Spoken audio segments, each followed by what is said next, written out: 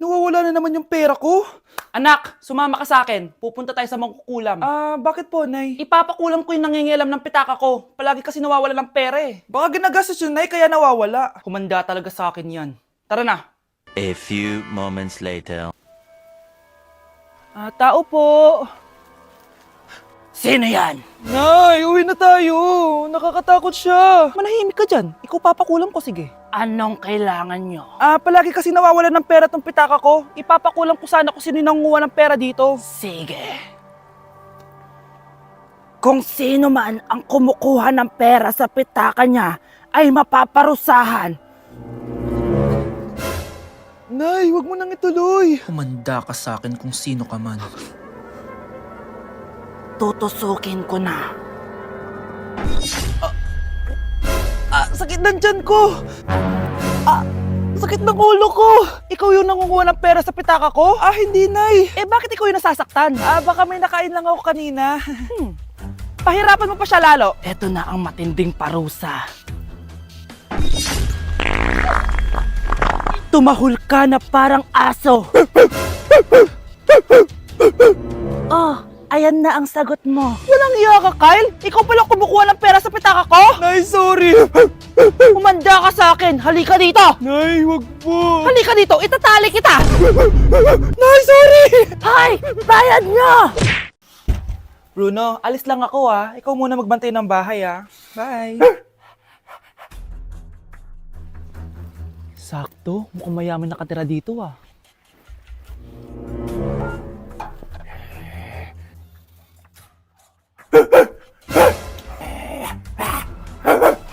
Ano ba naman tong asong to? Doon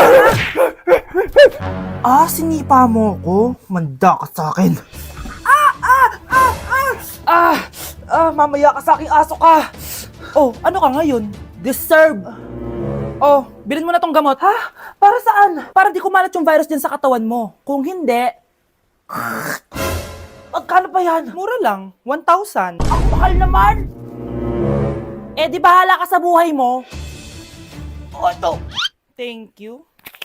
Check ko muna baka peke to Okay, eto na.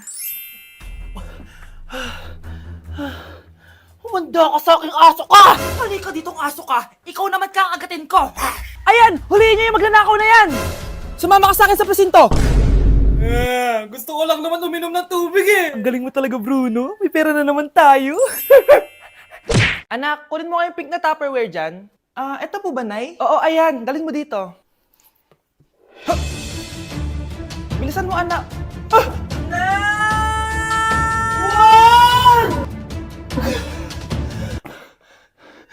Napila yata ako, Nay. Buti na lang hindi ka nasaktan.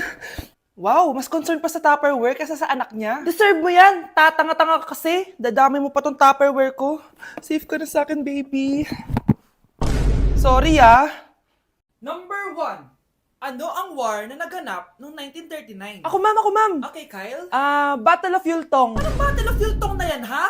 Puro ka kasi TikTok Yun po kasi yung uso, ma'am World War II yun, class, ha? Puro ka kasi cellphone, kaya di mo alam. Confiscate ko yan Number 2, madali na lang to, ha? What is the Philippine National Anthem? Ma'am, alam ko yan. Yes, Scarlett. Ano kasi yun, Loop?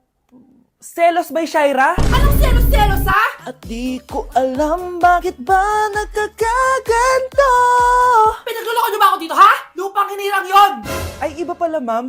Lahat kasi sila kinakanta yan Aba, saan kayo galing, ha? Sa kantin po, Ang ma'am. kakapal ng mga mukha nyo! Hindi nyo na alam yung mga boundaries nyo! Bes, alam ko na to. Magte-trending si ma'am. Hala, nakaloy pala ako. Di na ako natutuwa sa inyo, ha? Number 3, ano ang pinupuntahan sa Bohol? Ma'am, Yes ka. nasa 200 pesos to Resort, ma'am? Anong resort, ha? Chocolate Hills yun! Umayos na kayo, ha? Ano ang pambansang pagkain? Ano yung pambansang pagka? Ma'am, favorite ko yan. Sige, Samantha. Napaka-basic naman neto. Tanghulo, ma'am. Pinaglolo ko na ba ako dito, ha? Puro kasi kayo TikTok. Adik na kayo. Ang sarap kaya nun, ma'am. Try nyo kaya. Ang pambansang pagkain natin ay adobo, hindi tanghulo. Gawin kitang tanghuli dyan Okay, kakalma na ako, ha? Ang makakasagot neto, perfect na sa exam.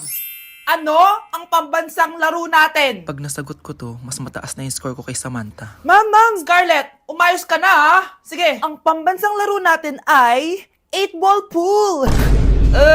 Anong 8-ball pool? Ornis yun! Perfect ka na sa akin! Perfect zero! Mali ka, ma'am. Halos lahat ng kakilala ko dito naggaganon. Yun yung pambansang laro natin. Oo, desisyon ako. Ayoko na! Magre-resign na ako! Nay, tingnan mo tong balita. Oh, ano yan, anak? Nanalo tayo ng loto, Nay! Mayaman na tayo. Oo, Nay. Teka lang, ipapost ko to. Nanalo kami ng loto. Mag-ready na ako, anak. Madami-dami ata tayong bibilangan ng pera. A few moments later. Anak, tara na. Kunin natin yung pera. Hello. Nakita ko yung post mo. Nanalo pala kayo ng loto, ah. Oo. Ba't pala andito ka? Di ba crush mo ko? Liligawan sana kita. Che! Di ba nireject mo ako dati? Peperahan mo lang ako eh. Hoy, lalaki ka! Alam ko na balak mo. Porket nanalo kami ng loto, jujuwain mo na tong anak ko? Hindi ko naman po peperahin yung anak nyo. Ay, oo, Mari. Hindi naman peperahan ng anak ko yung anak mo. Oh, ba't nandito ka? Makikipag-close sana ako sa'yo kasi magiging bilang ka na ng anak ko. Ay, tiilan nyo kami! Peperahan nyo lang kami! Lumayas kayo dito! Nabasa niyo na ba yung balita? Mali daw yung lumabas sa loto. Kayo yung panalo. Kami yung nanalo. Mayaman na tayo! Hindi kami yung panalo. Nay, magiging mahirap na tayo ulit. Paano ba yan? Kami pala yung panalo. Lalayas na kami, ha? Sandali lang, Mari. Pag-usapan natin yung kasal ng anak natin. Oo. Ilang anak ba gusto mo? Walang ikakasal! Peperahan nyo lang kami. Mari, hindi naman sa ganun. Ngayong kami naman nanalo, gusto mo ikasal kami? Ang pangit kaya ng anak mo! May balita na naman. Sila daw ulit yung panalo. Ano? Hindi kami panalo! Mali na naman. Kayo pala yung panalo. Mayaman na tayo ulit, anak. Oh, paano ba yan? Mayaman na kami ulit. Tara, ikasal na tayo. Magutom kayo! Layas! Bye!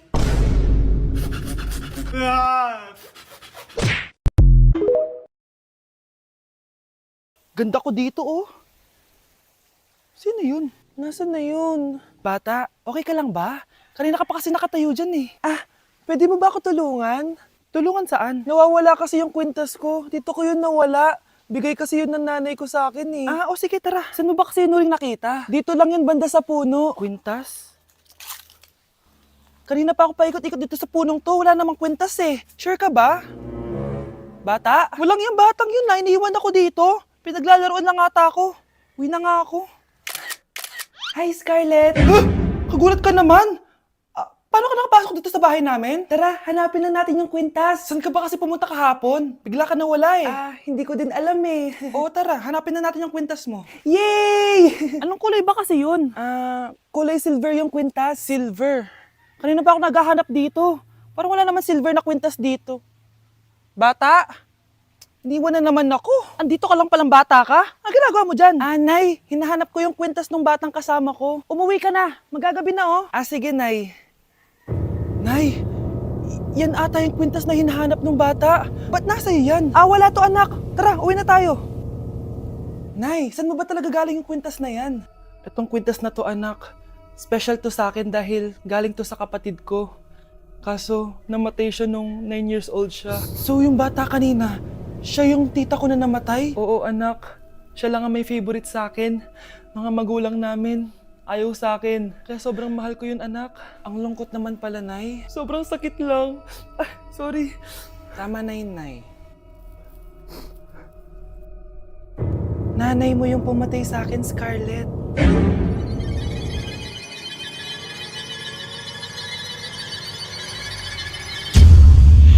Pakainit. Nay!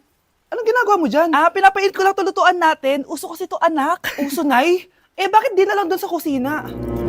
Sa sobrang init ng Pilipinas ngayon, ayan, pwede ka na magluto. Di ba? Tipid sa gas. Grabe! Ang talino mo, Nay. Makakatipid na ako neto. Anak, check mo nga dyan yung sinain ko. Okay na po to, Nay. Ano ba naman tong batang to? Tanghali na nakahilata pa din. Kala mo siya nagbabayad ng kuryente. A few moments later. Napakainit! Sino nagpatay ng electric fan? Ang init na nga sa Pilipinas, tapos mapatay pa electric fan eh. Tay, ano yan? Ice coffee? Mainit na kape to, anak. Mainit na kape? Ang init na nga sa Pilipinas eh. Ang perfect nga nito, anak eh. Kasi mainit tapos mainit, di ba? Negative times negative equals positive. Perfect nga, Tay. Enjoy. Hala! Late na ako! Ano to? Sinuspindi na ang face-to-face classes sa ilang paaralan sa bansa dahil sa sobrang init. Yes, makakatulog pa ako ulit. Ay, sa wakas, makakaligo na rin ako. Ah! Woo! Woo! Hi, Cheska. Hi. Alam mo ba kung bakit mainit sa Pilipinas? Bakit? Kasi, hot ako. Pero natabo. Yan, init-init na ka sa Pilipinas tapos mag-joke ka pa ng ganyan. Sungit!